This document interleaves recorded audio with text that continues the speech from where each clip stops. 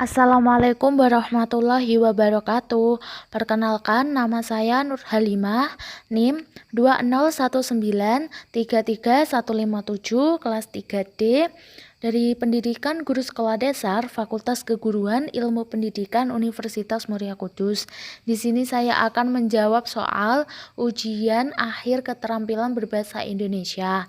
Dosen pengampu Bapak Dr. Irfai Faturrahman, SPD, MPD. Untuk soal yang pertama, jelaskan teknik mendongeng bagi siswa sekolah dasar khususnya kelas rendah. Jawab A. Mempersiapkan cerita atau dongeng. Siapkan cerita yang akan kita sampaikan, bisa kita karang sendiri atau kita gunakan cerita karya orang lain. Dongeng atau cerita disarankan antara lain mudah kita kuasai, dapat menghibur dan memikat perhatian anak-anak, dapat mengembangkan imajinasi anak-anak, edukatif atau mendidik. B. Mendalami dan menghayati cerita atau dongeng. Sebelum kita sampaikan ke anak-anak, kita harus terlebih dahulu dapat memahami dan menghayati cerita. Dengan mendalami dan menghayati cerita, kita akan dapat lebih hidup dalam menyampaikan alur-alur cerita dan lebih ekspresif dalam bertutur kata. Gunakan kata-kata yang mudah dipahami anak. Dalam mendongeng harus menggunakan kata-kata yang mudah dipahami oleh anak. Tidak mungkin kita menggunakan kata biografi, profesi, kompensasi, dan lain sebagainya karena anak belum memahami arti kata tersebut. D. Gunakan karakter suara yang jelas sesuai dengan tokoh-tokoh dalam cerita. Karakter suara pada setiap tokoh tentunya harus berbeda-beda dan sesuai dengan karakter tokoh masing-masing, sebab kalau tidak, kita tidak akan berhasil menyampaikan dongeng dengan baik. Contohnya, untuk memperagakan tokoh nenek sihir yang jahat, tidak mungkin kita menggunakan karakter suara yang halus dan lemah lembut bak seorang peri yang baik hati. Kita harus menggunakan suara menyerupai nenek sihir agar siswa bisa mendalami karakter tiap tokoh. E. Gunakan alat peraga. Anak-anak biasanya akan tertarik sekali kalau kita mendongeng menggunakan alat peraga atau properti. Alat peraga bisa saja berupa sebuah boneka atau benda-benda lainnya. Tetapi kalau kita tidak mempunyai alat peraga, kita dapat membuat anak-anak tertarik dengan dongeng dengan cara membuat gerakan-gerakan ekspresif, energik, dan jenaka. Gunakan ilustrasi musik dan efek-efek suara. Dongeng yang kita sampaikan akan menjadi lebih hidup bila diiringi dengan musik, ilustrasi, dan efek suara. Hal ini juga akan semakin mempermudah anak-anak berimajinasi dan terbawa emosinya. Dari P. Fatima 2015. Soal nomor 2, bagaimana langkah menerapkan keterampilan produktif dan keterampilan reseptif pada siswa kelas rendah? Jawab, keterampilan berbahasa dikelompokkan ke dalam dua kategori, yakni aspek reseptif dan aspek produktif. Aspek reseptif bersifat penerimaan atau penyerapan seperti yang tampak pada kegiatan menyimak dan membaca. Sementara aspek produktif bersifat pengeluaran atau pemproduksian bahasa, baik lisan maupun tertulis sebagaimana yang tampak dalam kegiatan berbicara dan menulis. Langkah menerapkan keterampilan produktif dan keterampilan reseptif yaitu dalam berkomunikasi, guru menyampaikan pesan berupa pemikiran, perasaan, fakta, kehendak, dengan menggunakan lambang bunyi bahasa yang diucapkan. Dengan kata lain, dalam proses encoding, si pengirim atau guru mengubah pesan menjadi bentuk-bentuk bahasa yang berupa bunyi-bunyi yang diucapkan. Selanjutnya, pesan yang diformulasikan dalam wujud bunyi-bunyi atau bahasa lisan tersebut disampaikan kepada si penerima atau siswa. Aktivitas tersebut bisa kita kenal dengan istilah aktivitas berbicara. Di pihak lain, si penerima atau siswa melakukan aktivitas decoding berupa pengubahan bentuk-bentuk bahasa yang berupa bunyi-bunyi lisan menjadi pesan sesuai dengan maksud si penerimanya. Aktivitas tersebut bisa kita sebut dengan istilah mendengarkan atau menyimak. Y. Mulyati 2014. Soal nomor 3, bagaimana langkah Anda mengajarkan kepada siswa mengenai wacana deskriptif, persuatif, naratif, dan argumentatif pada siswa kelas tinggi? Langkah mengajarkan wacana deskriptif, persuasif, naratif, dan argumentatif dengan media gambar. Yang pertama, sebelum proses pembelajaran dan pemberian materi tentang penulisan karangan deskripsi dilakukan, terlebih dahulu guru menyampaikan kompetensi apa sajakah yang ingin dicapai. 2. Guru menerangkan atau menyajikan materi tentang cara membuat suatu wacana deskripsi, narasi, persuasif, dan argumentatif kepada siswa. Hal ini dilakukan sebagai pengantar sebelum siswa memulai proses pembelajaran dengan menggunakan model gambar. 3. Setelah penjelasan tentang bagaimana cara menulis karangan deskripsi, naratif, persuasif, dan argumentatif dilakukan, selanjutnya guru menerangkan tentang model pembelajaran dengan gambar kepada siswa, yaitu dengan cara memperhatikan gambar yang diberikan, kemudian membuat karangan dengan tema yang sesuai pada gambar yang dipegang siswa. Yang keempat, sebelum siswa membuat wacana deskriptif, naratif, argumentatif, dan persuasif, guru membagi siswa menjadi terdiri dari 2-4 orang tiap-tiap kelompoknya.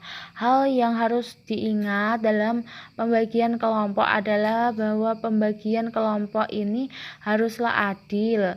Guru harus membagi-bagi siswa dalam kelompok sesuai dengan kemampuan siswa. 5. Setelah pembagian kelompok dilakukan, selanjutnya guru menunjukkan atau memperlihatkan gambar-gambar dengan tema tertentu untuk digunakan sebagai bahan pembuatan karangan deskriptif, naratif, persuasif, dan argumentatif. Jumlah kelompok gambar ini harus sesuai dengan jumlah kelompok yang ada pada siswa. Guru boleh memberikan kelompok gambar yang berbeda pada setiap kelompok siswa ataupun gambar yang serupa.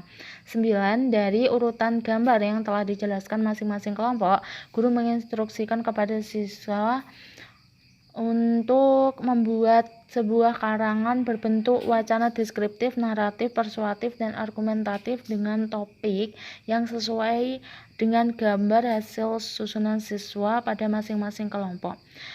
Setelah siswa membuat karangan, selanjutnya dikumpulkan kepada guru untuk diperiksa.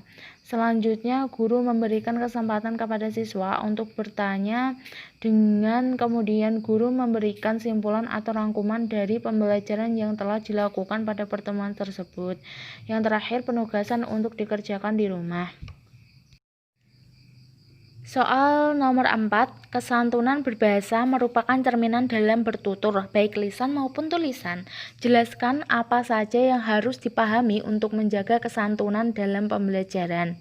Jawab, kesantunan berbahasa tercermin dalam tata cara berkomunikasi lewat tanda verbal atau tata cara bertutur.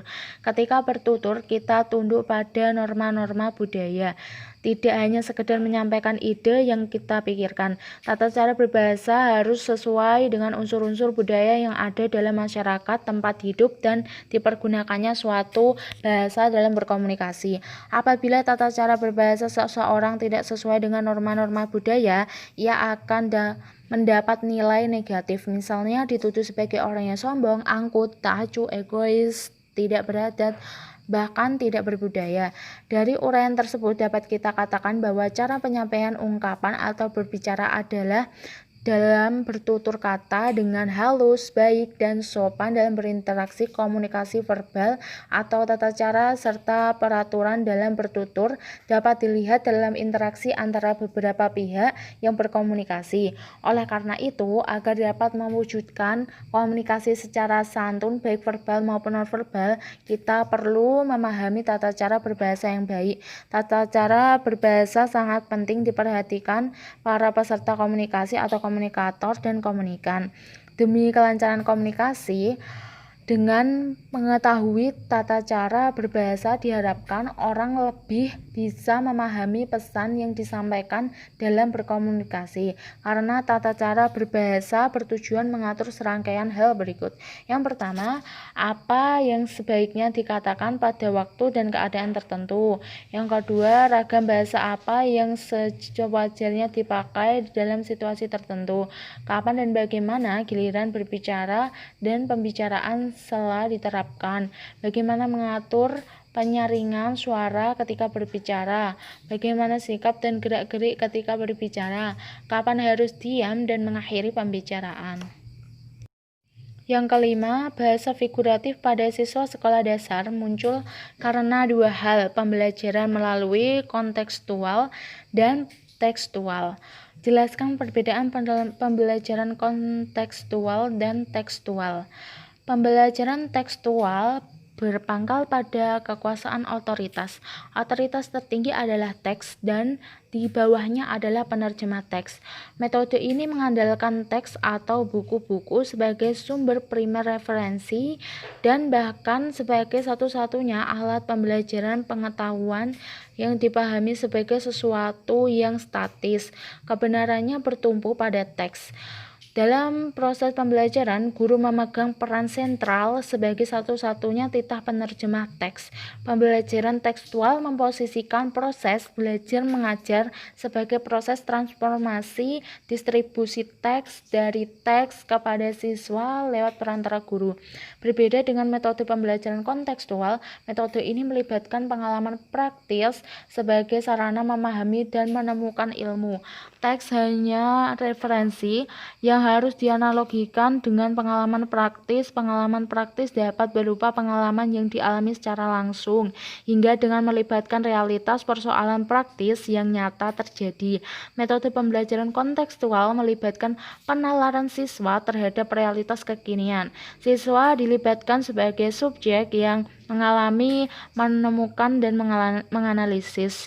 Oleh karena itu, metode ini mensyaratkan wacana yang dibedah adalah representasi dari persoalan-persoalan hidup sehari-hari yang dialami secara bersama. Ilmu produksi bukan suatu yang terberi atau given dan mutlak. Pembuktian secara empirik bertitik tolak pada realitas kehidupan itu sendiri. Secara metodologi, aksiologi, ontologi, dan epistemologi, semuanya berstandar pada konteks kehidupan itu sendiri, tidak terpisah atau tidak memisahkan diri dari persoalan kehidupan. Soal yang keenam, sebutkan dan jelaskan pemanfaatan media tradisional dan media berbasis teknologi dalam keterampilan menyimak bagi siswa kelas tinggi. Yang pertama, media tradisional berupa wayang kartun. Media tradisional wayang merupakan media visual atau gambar tirunan tokoh kartun yang diperagakan saat mendongeng untuk mempermudah pemahaman siswa dalam menyimak. Salah satu hal penting dalam pementasan wayang adalah cerita. Pada pementasan wayang kartun dapat mengangkat berbagai macam tema, tidak hanya terbatas cerita Ramayana atau Mahabharata. Bahkan kita dapat membuatnya sendiri. Jadi cerita wayang kartun sifatnya bebas, seringkali untuk kebutuhan pendidikan lingkungan. Cerita yang diangkat adalah fabel dengan tema lingkungan. Penggunaan media wayang kartun sebagai media pembelajaran mempunyai peran penting dalam pembelajaran, terutama untuk menjelaskan rangkaian isi, bahan dalam suatu cerita ataupun materi mengandung makna. Kekuatan wayang kartun untuk mempengaruhi pikiran siswa terletak pada perhatian sungguh-sungguh yang dapat dibangkitkan secara tajam melalui gambaran-gambaran tokoh cerita yang diperagakan seperti wayang. Wayang kartun merupakan sumber informasi yang dapat dicerna melalui visual yang kuat. Peserta didik akan lebih berminat melihat kartun guna memperoleh informasi dari objek yang diinginkan daripada harus membaca dan mendengarkan. Yang kedua, media teknologi, media rekaman atau audio, berarti suara, baik itu suara musik, suara manusia, suara binatang, atau suara lainnya yang digunakan sebagai media pembelajaran. Langkah pembelajaran menggunakan media audio adalah sebagai berikut: mempersiapkan diri, membangkitkan kesiapan siswa, mendengarkan materi rekaman, diskusi atau membahas materi program rekaman. Berdasarkan uraian di atas, dapat disimpulkan bahwa media audio adalah media yang berhubungan dengan indera pendengaran yang mendukung dalam proses pembelajaran. Peneliti menggunakan jenis media audio, yaitu media rekaman, dengan harapan siswa mampu memahami serta menginterpretasi sebuah siswa. Proses penyampaian informasi melalui indera pendengaran diharapkan siswa termotivasi dan tertarik untuk belajar, memahami, serta meningkatkan daya ingatnya mengenai materi yang didengar atau disimaknya. Soal yang ketujuh, jelaskan teknik membacakan puisi untuk membedakan tekanan intonasi, lafal, jeda, serta pesan yang ada dalam puisi. Jawab, teknik membacakan puisi menurut Iswara dan Harjasujana tahun 1996. Beberapa hal yang perlu diperhatikan dalam membaca puisi diantaranya adalah jeda, lafal, intonasi, tekanan, dan ekspresi. Jeda merupakan penggalan atau pemberhentian dalam membaca puisi. Harus menggunakan jeda yang sesuai agar tidak terjadi kesalahan makna. Contoh pada kalimat aku menyayangi ibu. Jeda sedikit lama pada kata aku. Yang kedua, lafal adalah kejelasan dalam mengucapkan setiap kata dan hurufnya. Dalam membaca puisi, artikulasi harus jelas. Apabila kurang fasih dalam menyampaikan tiap kata, maka puisi tidak dapat ditangkap oleh pendengar secara maksimal. Contoh pengucapan huruf vokal dengan artikulasi yang jelas seperti a, i, u, e, o. Intonasi merupakan naik turunnya nada dalam pembacaan puisi. Sama seperti unsur-unsur lainnya, intonasi juga tak kalah penting. Ini karena intonasilah yang akan menentukan bagaimana perasaan pendengar terhadap puisi dan akan memberikan keindahan pada puisi yang dibaca. Contoh dalam kalimat, mengapa aku berbeda Tuhan? Intonasinya naik. Tekanan atau nada adalah keras lunaknya pengungkapan suatu kata. Tekanan berfungsi untuk memberikan tekanan khusus pada kata-kata tertentu. Kata yang ingin ditonjolkan pesannya perlu dibacakan dengan keras dibandingkan dengan kata yang lainnya. Tinggi rendahnya tekanan dapat membedakan bagian kalimat yang satu dengan bagian lainnya yang tidak penting. Contoh, pada bulan Juni banyak terjadi hujan. Penekanan dilakukan pada kata Juni. Ekspresi adalah mimik wajah yang dibuat sesuai dengan bait tertentu, di mana tergantung kepada isi dan nada puisi yang akan disampaikan. Puisi yang mengisahkan sebuah kesedihan, maka ekspresi wajah harus sendu. Demikian pula, bila puisi mengisahkan sukacita, ekspresi wajah juga harus terlihat gembira. Dengan berekspresi, pesan dalam sebuah puisi akan mudah tersampaikan. Soal nomor 8, jelaskan langkah penggunaan model bermain peran dalam meningkatkan keterampilan berbicara materi bermain drama sederhana pada siswa sekolah dasar. Jelaskan berdasarkan langkah-langkah model bermain peran dan aplikasinya. Jawab, menurut Ngalimun, tahun 2012, halaman 174, langkah-langkah model pembelajaran role playing atau bermain peran adalah 1. Guru menyiapkan skenario pembelajaran. 2. Menunjuk beberapa siswa untuk mempelajari skenario tersebut. 3. Pembentukan kelompok siswa membahas peran yang dilakukan oleh pelakon.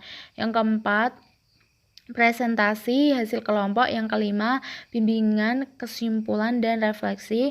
Sedangkan menurut Sevel dalam Joyce tahun 2009 halaman 332 bahwa role playing atau bermain peran terdiri dari 9 langkah. Yang pertama, memanaskan suasana kelompok. Yang kedua, memilih partisipan. Yang ketiga, mengatur setting tempat kejadian. Yang keempat, menyiapkan peneliti. Yang kelima, pemeranan. Yang keenam, diskusi dan evaluasi. Yang ketujuh, memerankan kembali. Yang kedelapan, berdiskusi dan evaluasi. Yang kesembilan, saling berbagi dengan mengembangkan pengalaman. Langkah pengaplikasian pembelajaran bermain peran. Kegiatan awal, guru membuka pembelajaran dengan mengucapkan salam, menanyakan kabar kepada siswa, dan mengabsen siswa. Guru melakukan apersepsi. Guru menyampaikan tujuan dan manfaat pembelajaran dengan jelas, runtut, dan menarik. Kegiatan inti, guru membagi siswa menjadi 6 kelompok yang terdiri dari 4-5 orang. Guru menyampaikan permasalahan melalui media film dokumenter yang ditayangkan dengan jelas, runtut, mudah dimengerti, dan menarik bagi siswa tentang pertempuran Ambarawa. Guru bersama siswa mengidentifikasi film dokumenter yang ditayangkan tentang pertempuran Ambarawa. Guru membagikan lembar dialog dan menjelaskan aturan dari role playing. Tahap pemilih partisipan. Guru memilih dari semua kelompok dan membimbing siswa menganalisis peran-peran yang akan dimainkan dengan jelas, menggunakan bahasa yang mudah dimengerti dan menarik bagi siswa. Tahap pengatur setting. Guru menjelaskan langkah-langkah peran yang akan dimainkan secara berurutan, menarik dan mudah dimengerti oleh siswa. Tahap menyiapkan peneliti atau pengamat. Guru dan siswa memilih 3-4 kelompok untuk menjadi pengamat. Tahap pemeranan. Siswa melakukan pemeranan dengan penuh kesabaran, mengarah pemeranan dan memberikan kebebasan penuh kepada siswa untuk melakukan pemeranan sesuai dengan keterampilan yang dimilikinya. Tahap diskusi evaluasi. Guru bersama siswa mendiskusikan dan mengevaluasi pemeranan ulang dan mengevaluasi pemeranan yang salah dengan memberikan masukan, saran, serta kritik terhadap siswa. Tahap memerankan kembali. Guru meminta siswa melakukan pemeranan ulang dan mengevaluasi dari pemeranan yang salah dari pemeranan pertama. Tahap berdiskusi dan mengevaluasi. Guru dan siswa berdiskusi mengevaluasi pemeranan yang telah dilakukan dengan penuh kesabaran, memberikan masukan kepada siswa yang menjadi pemain, dan memberikan saran yang baik kepada siswa yang menjadi pemain. Tahap berbagi dan mengembangkan pengalaman. Guru mengajak siswa untuk berbagi pengalaman yang telah dilakukan dengan menarik, menyenangkan, dan runtut. Tahap akhir, siswa dengan bimbingan guru menyimpulkan materi pembelajaran yang telah dipelajari. Guru memberikan evaluasi berdasarkan materi yang telah dipelajari. Soal nomor 9, jelaskan kesulitan atau kendala yang dialami guru dalam melakukan pembelajaran keterampilan berbahasa Indonesia di sekolah dasar. Dari temuan artikel jurnal.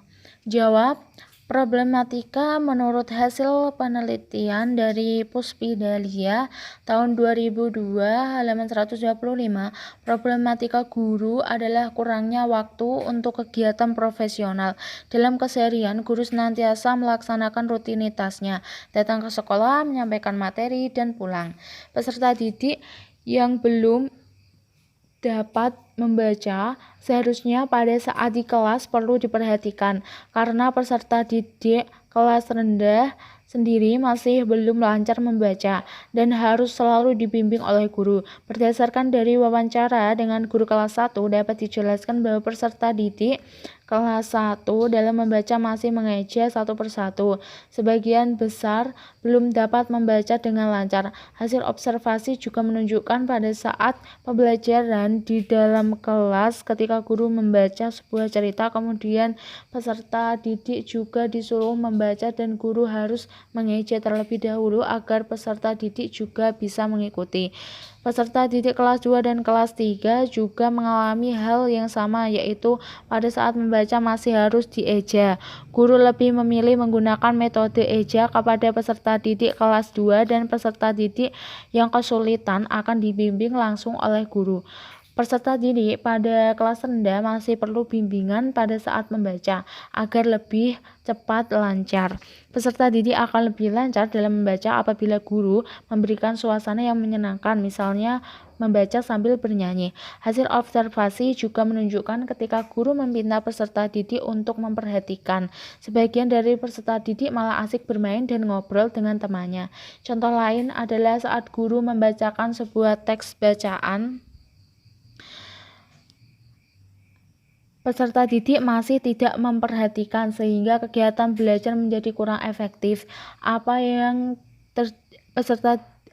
terjadi di kelas 1 juga dialami oleh guru di kelas 2. Saat pembelajaran, konsentrasi peserta didik yang rendah masih menjadi kendala bagi guru. Peserta didik kelas 2 masih memiliki kebiasaan hampir sama dengan peserta didik kelas 1. Namun dengan demikian, secara karakteristik peserta didik di SD memang secara umum memiliki tingkat konsentrasi yang rendah. Selanjutnya adalah sumber referensi yang saya gunakan dalam menjawab soal UAS keterampilan berbahasa Indonesia. Terima kasih, kurang lebihnya mohon maaf. Wassalamualaikum warahmatullahi wabarakatuh.